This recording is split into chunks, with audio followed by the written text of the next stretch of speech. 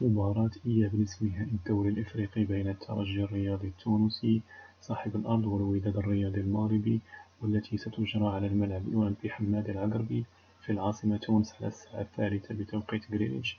مباراة نارية لم يحسم فيها أي شيء بعد، وكل شيء ممكن فيها، خصوصا وأن المباراة بين الناديين لطالما كانت مثيرة في أحداثها. بالمناسبة، مباراة الذهاب انتهت لصالح الوداد بهدف للا شيء. لمن يرغب في مشاهدة المباراة مباشرة ومجانا ويبحث عن السبيل إلى ذلك، الأمر سهل للغاية.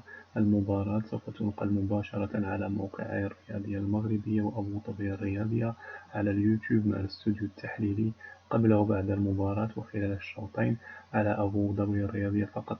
وكذلك سوف ينقل اللقاء على الصفحة الرسمية للرياضية على الفيسبوك.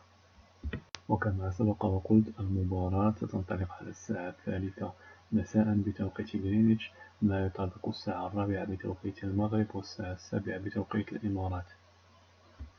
للمهتمين سأترك لكم رابط قناتي الرياضية وأبو ظبي على اليوتيوب أسفل في صندوق الوصف. والسلام عليكم ورحمة الله وبركاته.